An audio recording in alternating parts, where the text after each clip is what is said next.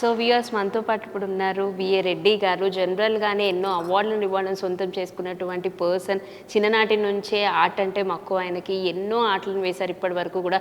ఈరోజు like March 7th నుంచి 16th వరకు కూడా ఒక సోలో ఎగ్జిబిషన్ అన్నది పెట్టడం జరిగింది. అది కూడా బిఏ రెడ్డి గారు వేసినటువంటి ఆర్ట్సే మొత్తం మీదుగా. సో ఆయన కూడా మనతో ఉన్నారు ఈరోజు. సో ఆయనను పలకరించేస్తూ ఆయన గురించి మరిన్ని విషయాలు తెలుసుకుందాం. సార్ నమస్తే అండి. ఎలా ఉన్నారు సార్? ఎస్ సార్, 85 years కదా సార్ మీకు ఇప్పుడు, if I'm not wrong? Correct, you are correct. Okay, so 85 years అయినా ఈ రోజుకి మీరు ఇంతే దృఢంగా ఉన్నారు sir. Hats off to your personality. So sir, మీరు చిన్నప్పటి నుంచే లైక్ ఆర్ట్ మీద మక్కువ అన్నది పెంచుకున్నారు కాబట్టి అసలు ఫస్ట్ డ్రా అన్నది ఎప్పుడే సార్ ఏమన్నా గుర్తుందా సార్? ఫస్ట్ డ్రా అంటే మా ఫాదర్ ఫోటోగ్రాఫరు, ఎస్, ఆయన ఫ్రీడమ్ ఫైటరు. చిన్న విలేజ్లో ఫోటోగ్రాఫర్ అనేసరికి అప్పుడు బ్లాక్ అండ్ వైట్ ఫొటోస్, అవును, వాటి కలర్స్ వేస్తూ ఉండేవాళ్ళు. ఓకే, సో ఆయన రంగులు వేస్తూ ఉంటే నాన్న మేము కూడా రంగులు వేస్తాం కొద్దిగా అని మొదలయ్యేది. ఓకే. ఆ తర్వాత హై స్కూల్కి వచ్చేసరికి లక్కీగా మా స్కూల్లో ఆప్షనల్ పెయింటింగ్ ఉండేది. ఒకే ఒక స్కూల్ స్టేట్ మొత్తంలో ఆంధ్ర, తెలంగాణ, మెడ్రాస్ అంతా కలిపి ఒకే స్టేట్ అప్పుడు 56, 54, 55 ఆ ప్రాంతాల్లో. 9th క్లాస్లో మాకు పెయింటింగ్ ఆప్షనల్ క్లాస్ ఉంది. ఓకే, అందులో చేర్పారు మా ఫాదర్, చేర్పించారు. దాంతో అక్కడ మొదలైంది.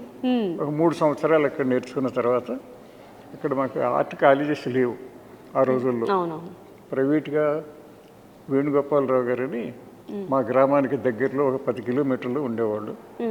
మార్నింగ్ 6:30కి వెళ్ళేవాళ్ళం అక్కడికి, ఈవినింగ్ వరకు అక్కడే ఉండాలి. ఎందుచేతనంటే మధ్యలో రావడానికి బస్సులు ఉండేవి కాదు. మధ్యలో బస్సులు కావాలంటే చాలా డబ్బులు ఖర్చు పెట్టాల్సి వచ్చేది. పెద్ద కుటుంబం, పెద్ద డబ్బు ఉన్న కుటుంబం కాదు. ఫాదర్ పెద్ద ఫ్యామిలీ, దాంతో నేను పెద్ద కొడుకుని, దాంతో కొన్ని ఇబ్బందులు ఉండేవి. ఉదయం వెళ్ళి సాయంకాలం వరకు మాస్టర్ గారి దగ్గర నేర్చుకొని కొన్ని పరీక్షలు పాస్ అవడం జరిగింది. డ్రాయింగ్లు, చిత్రలేఖనంలో. దాని మూలంగా పరీక్షలు పాస్ కాగానే ఉద్యోగం వచ్చింది. ఎట్ ది ఏజ్ ఆఫ్ 18, 18వ సంవత్సరంలో పిల్లలకి చిత్రలేఖనం నేర్పడానికి జిల్లా పరిషత్ స్కూల్లోకి చేరాల్సి వచ్చింది. వాళ్ళు పిల్లలకి చెబుతానే మనం నేర్చుకోవటం జరిగింది. అంటే ఆ రోజుల్లో జిల్లా పరిషత్ స్కూల్లో మీరు మాస్టర్గా వెళ్ళి పిల్లలకి చిత్రలేఖనం అవన్నీ నేర్పించారు కాబట్టి ఆ రోజుల్లో సాలరీ అట్లా ఏమి ఉండేదా సార్? ఏమన్నా ఉండేదా? చాలా తక్కువ, చాలా తక్కువ. 67 రూపాయలు అప్పట్లో. 60 రూపాయలు బేసిక్ పే, 7 రూపాయలు కరువు భత్యం అనేవాళ్ళు. ఇప్పుడు మనం డిఏ అంటాం కదా, ఆ రోజుల్లో కరువు భత్యం అనేవాళ్ళు. అది 67 రూపాయలు ఇచ్చేవాళ్ళు. సరే, బాగానే సరిపోయాయి ఆ రోజుల్లో. సార్, అంటే మీది పెద్ద ఫ్యామిలీ అన్నారు కాబట్టి అందులోనూ మీరు పెద్ద కొడుకు అన్నారు. అంటే పూర్తిగా ఫ్యామిలీ మెంబర్స్ ఎంతమంది అండి? ఫాదర్, మదర్, గ్రాండ్ మదర్ ఉండేవారు. ఓకే, అంత 10 మంది అయ్యేవాళ్ళం కదా. నేను వేరే స్కూల్లో, వేరే ఊరిలో వచ్చింది ఉద్యోగం అనేది. మా స్కూల్లో, మా గ్రామంలో రాలేదు, వేరే గ్రామంలో ఉంటే అప్పుడు 30 రూపాయలు భోజనం, ఉదయం సాయంత్రం కలిపితే 30 రూపీస్, అంటే ఒక పూటకి 1/2 రూపాయి వచ్చేది అనమాట. సరే, పెద్ద కొడుకుని కాబట్టి ఒక 7-8 రూపాయలు మా ఇంటికి మనీ ఆర్డర్ చేసేవాడిని. అడుగుంటారు కదా, మా అబ్బాయి ఉద్యోగం చేస్తున్నాడు అనేవాళ్ళు. రోజులు చిన్న ఉద్యోగమైనా పెద్ద ఉద్యోగమైనా ఉద్యోగం. మా అబ్బాయి ఉద్యోగం చేస్తున్నాడని ఏదో 10 రూపాయలు పంపాల్సి వచ్చేది. అట్లా అడ్జస్ట్ అయిపోయేది. ఎన్ని తర్వాత ఎక్కువ వచ్చినా తక్కువ వచ్చినా కూడా అడ్జస్ట్ అయిపోయేవాడు. మరి ఇబ్బంది లేకుండా నడిచిపోయేది. సార్, అంటే చిన్నప్పుడు అయితే మనము పుస్తకాల మీదనో లేకపోతే మట్టి మీదనో ఇట్లా మనం చిన్నగా ఆడుకుంటూ డ్రా చేసుకునేవాళ్ళం. మళ్ళీ ఊహ తెలిసిన తర్వాత మీలాగా ఒక మంచి ఆర్ట్ని, ఒక పెయింటర్ కావడం కానివ్వండి, ఒక మంచి ఆర్టిస్ట్ కావడం కానివ్వండి, కొత్త మెథడ్స్ అన్నీ వచ్చాయి. సో మీరు స్టార్ట్ అయినప్పటి నుంచి ఇప్పటి వరకు మారిన మార్పులు, చేర్పులు ఏమున్నాయి సార్? మార్పులు చాలా ఉన్నాయమ్మా. ఆ రోజుల్లో టీచర్ అంటే ఒక బ్లాక్ బోర్డు మీద ఒక బొమ్మ వేసేవాడు, పిల్లల్ని కాపీ చేయమని చెప్పేవాళ్ళు. ఒక అరటిపండు, లేకపోతే కప్పు, లేకపోతే కోడి పిల్లు, కాకి పిల్లు ఏదో వేసి కాపీ చేయమని చెప్పేవాళ్ళు. అది కూడా ఒక డ్రాయింగ్ పిల్లలకి అప్పుడు 6th క్లాస్, 7th క్లాస్ అట్లా. అయి తర్వాత నాకు ఏమనిపించిందంటే స్కూల్లో అందరూ కూడా బాగా చదువుకున్న వాళ్ళు teachers, BA, MA. Drawing teacher అంటే డ్రాయింగ్ టీచర్లు మామూలుగా 8th క్లాస్ వాళ్ళు, 9th క్లాస్ వాళ్ళు ఉండేవాళ్ళు. నేనే 11th క్లాసు చదువుకోవడం జరిగింది. అయినా చాలా తక్కువ. 10th క్లాస్కి వెళ్ళాలి అంటే BA BED ఉండాలి, 11th క్లాస్కి వెళ్ళాలంటే MSc BED ఉండాలి. మనం క్లాస్ ఇచ్చేవాళ్ళు నాకు, కానీ నేను మెట్రికులేట్, కొంచెం ఇన్ఫీరియారిటీ కాంప్లెక్స్ వచ్చేది కదా. మరి మిగిలిన వాళ్ళంతా వాడికి ఇచ్చిన గౌరవం నాకు ఇచ్చేవాళ్ళు కాదు. అప్పుడు అనిపించింది మనం కూడా చదవాలి అంటే చదవాలి. చదువుకున్నాం, ఇంటర్మీడియట్ తర్వాత గ్రాడ్యుయేషను చదువుకున్నాం, లాంగ్వేజ్ డెవలప్ చేసుకున్నాం, దాంతోపాటుగా చిత్రలేఖనం కూడా డెవలప్ చేసుకున్నాం. ఒక స్టాండర్డ్కి వచ్చిన తర్వాత బాగానే చేసాం. ఆ తర్వాత ఈ పిల్లలకి నేర్పటం, విలేజ్ పిల్లలకి, అక్కడి నుంచి బాగానే హైదరాబాద్ వచ్చిన తర్వాత ఇక్కడ గొప్ప గొప్ప ఆర్టిస్టులు ఉండేవాళ్ళు, పెద్ద పెద్ద ఆర్టిస్టులు, అంటే ఎత్తులావు కాదు, మంచి మంచి బొమ్మలు వేసేవాళ్ళు. వాళ్ళు చూసుకుని చాలా విషయాలు నేర్చుకున్నాం. రాజయ్య గారు అని ఉండేవాళ్ళు, శేషగిరిరావు గారు అని ఉండేవాళ్ళు, ఇలా పెద్ద పెద్ద మధుసూదన్ రావు గారు అని ఉండేవాళ్ళు, పిటి రెడ్డి గారు అని ఉండేవాళ్ళు. వీళ్ళందరి దగ్గర అనేక విషయాలు, కొత్త విషయాలు నేర్చుకొని నేను కూడా ఒక స్థాయికి రాగలిగాము అని అనిపించింది.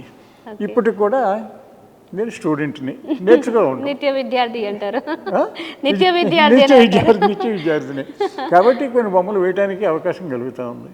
అది సార్, ఇంతమందిని మీరు చూసి నేర్చుకున్నారు, ఈ రోజు కొంతమంది పిల్లలకి నేర్పిస్తున్నారు. అంటే చాలా ఏళ్ళుగా మీరు ఈ ఫీల్డ్లో ఉన్నారు, అంటే ఒక ఉపాధ్యాయుడిగా చిత్రలేఖన నేర్పించేవారుగా చాలా ఏళ్ళ నుంచి కృషి చేస్తున్నారు కదా సార్. ఈ రోజు పిల్లల్ని చూస్తే మీకు ఎలా అనిపిస్తుంది? పిల్లలు సంతోషం, అందుచేతనే ఒక గంట సేపు హ్యాపీ గడపగలిగాం కదా వాళ్ళతో సంతోషంగా. నిన్న ఒక స్కూల్ పిల్లలు వచ్చినారు, వాళ్ళు మిడిల్ స్కూల్ పిల్లలు, 9th క్లాస్ 10th క్లాస్ పిల్లలు. వాళ్ళు ప్రతిదీ అడిగారు నన్ను, వాళ్ళకి తెలియని నేను అడిగాను, వాళ్ళకి తెలియజెప్పాను, చాలా సంతోషపడ్డారు. అంటే కృష్ణుని గురించి చాలా కథలు ఉన్నాయి, రాముని గురించి చాలా కథలు ఉన్నాయి, గరుత్మంతుడు వాళ్ళకి తెలియదు, మన పండగలకు తెలియదు.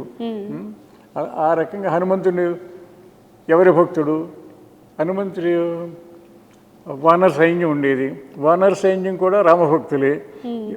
అట్లా అనేక విషయాలు వాళ్ళకి చెప్పడం జరిగింది. చాలా సంతోషపడ్డారు, వాళ్ళు కూడా నేర్చుకున్నారు, కొన్ని సంతోషంగా వెళ్ళారు. అది ఏదో చేయవళ్ళ స్కూల్ ఉంటుంది, బాగా అట్లా పిల్లల్ని చూస్తే సంతోషం వస్తూ ఉంటుంది. సార్, మీ ప్రతిభని గుర్తించినప్పుడు, అవతల వాళ్ళు మీలో ఉన్న ప్రతిభను గుర్తించినప్పుడు కానివ్వండి, లేకపోతే మీ ఫ్యామిలీ నుంచి మీకు సపోర్ట్ దొరికినప్పుడు కానీ, ప్రభుత్వాలు గుర్తించాయి, రాష్ట్ర ప్రభుత్వాలు మిమ్మల్ని గుర్తించాయి, మిమ్మల్ని సత్కరించుకున్నారు ఎన్నో సందర్భాల్లో. సో వాళ్ళ నుంచి మీకు వచ్చిన మంచి ఒక అప్రిసియేషన్ ఏంటి సార్? వాళ్ళు మనకి ఏం అప్రిషియేట్ ఇస్తారు అంటే మీ ప్రతిభను గుర్తించి మిమ్మల్ని సత్కరించుకోవడంలో అవన్నీ ఉన్నాయి, చాలా సత్కారాలు చేశారు, చాలా బహుమతులు వచ్చినాయి, రాష్ట్ర ప్రభుత్వం పాపం ఇచ్చారు. వాళ్ళు లేటుగా వచ్చినప్పటికీ కూడా, ఆలస్యంగా ఇచ్చినప్పటికీ కూడా రావాల్సిన ఒక చిత్రకారుడికి, ఒక అధ్యాపకుడికి రావాల్సినటువంటి గౌరవాలని నాకు దక్కినాయి.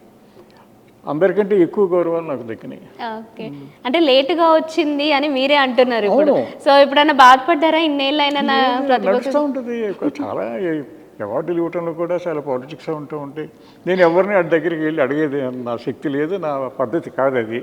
ఎవరిని అడగలేం, ఎవరిని మీ డీటెయిల్స్ పంపమంటే పంపిస్తాం, అంతవరకే. కానీ బాబు నాయన అని ఏమడుగుతాం, కొన్ని ఇబ్బందులు ఉంటాయి కొంతమందితో.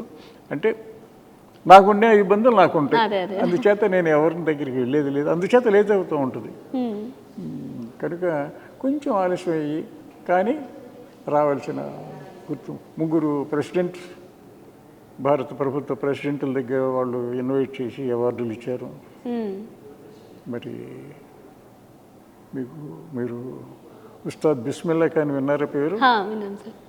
ఆయన పక్కన కూర్చుని అవార్డు తీసుకోవటం జరిగింది, భారతరత్న. విలేజ్లో నుంచి ఒక చిన్న అధ్యాపకుడు వచ్చి ఆయన పక్కన కూర్చుని అవార్డు, ఆయనకి ఏ అవార్డు ఇచ్చారో నాకు కూడా అదే అవార్డు వచ్చింది. లైఫ్లో అంతకంటే ఏం కావాలమ్మో చెప్పండి.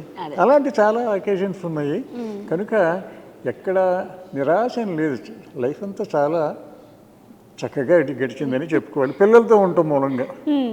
అదే ఇంకో రకంగా ఉండే కమర్షియల్ను బట్టి ఎలా ఉండేది చెప్పలేం. కానీ అందరు పిల్లలు వాళ్ళు నవ్వుతూ ఉండే ముఖాలు ఎల్లప్పుడూ వాళ్ళని చూసుకుంటా, అధ్యాపకులతో, మిగిలిన తోటి అధ్యాపకులతో అంత చక్కగా ఇప్పుడు కూడా బాగానే ఉంది, ఇబ్బంది లేకుండా. సరే సార్, ఇన్నేళ్ళు పూర్తి చేసుకున్నారు అంటే, ఈ ఇన్నేళ్ళలో ఇది చేసుంటే నేను బాగుండు అన్న ఏదైనా ఒక కోరిక కానీ, ఒక ఆశ కానీ మిగిలిపోయిందో మీకు? ఇది చేసుంటే బాగుండు అని పెద్ద కోరికలు లేవు. ఈ పుస్తకాలు కొన్ని బొమ్మలు వేసినవి కొన్ని ప్రింట్ చేయాలనుకున్నాను. ఓకే. 3 పుస్తకాలు ప్రింట్ చేయటం జరిగింది. Super sir. ఒక్కొక్క పుస్తకంలో రేపు 16వ తారీఖున ఒక బుక్ రిలీజ్ అవుద్ది ఇక్కడ. ఓకే. అందులో 154 పెయింటింగ్స్ ఉన్నాయి. అది ఖర్చు అవడానికి 1 లక్ష రూపాయల పైన ఖర్చు అయింది. అయినా కానీ దానికోసం ముందు నుంచి నేను జాగ్రత్తగా సేవ్ చేసుకున్నాను. నేను ఎవరిని అడగను, నా పిల్లలిద్దరు బాగానే చదువుకున్నారు, ఉద్యోగాలు చేసుకున్నారు పాపం, ఎవరిని అడగను నేను. నాకు వచ్చిన దాంట్లో నాకు వచ్చే పెన్షన్లో కొంత సేవ్ చేసుకుంటాను. 1 లక్ష రూపాయలు మిగిల్చాను. అక్కడ బుక్ తయారైపోతూ ఉంది. అలా అంతకుముందు కొన్ని సంవత్సరాల కింద ఇంకో బుక్ ప్రింట్ చేసాము. అవి పెద్దగా నేను మార్కెట్లో పెట్టను, ఫ్రెండ్స్కి ఇవ్వటం, మిత్రులకి ఇవ్వటం, కొన్ని ఉంటే మన దగ్గర ఉంటాయి, అప్పుడప్పుడు ఎవరికన్నా కావాలంటే పంపించటం. ఇలా ఎవరన్నా కావాలంటే కొనుక్కుంటానంటే ఇస్తాం, చేదు కాదు కదా డబ్బులు. సరే బాగానే ఉందా, అలా పెద్ద కోరికలు ఏం లేవమ్మా. ఓకే సార్, ఇప్పుడు ఈ స్టేట్ ఆర్ట్ గ్యాలరీలో 100కు పైగా కూడా మీరు వేసినటువంటి ఆర్ట్ అయితే ఉంది. ఇప్పటి వరకు ఎన్ని గీసి ఉంటారండి అలా? చాలా ఉన్నాయి, చాలా 1000కు పైగా అనుకోవచ్చు. 1000 ఉండకపోవచ్చు కానీ 100 సంఖ్యలో ఉన్నాయి. ఓకే.